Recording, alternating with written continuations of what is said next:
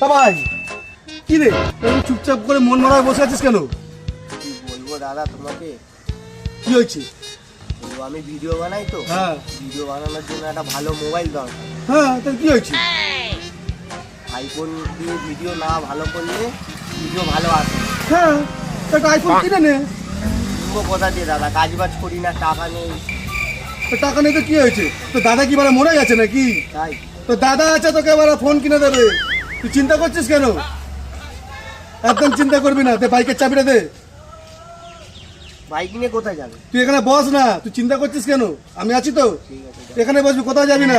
ঠিক আছে আমি আসছি। ভাই ভাই তোর জন্য আইফোন নিয়ে এসছি। তাই নাকি দাদা?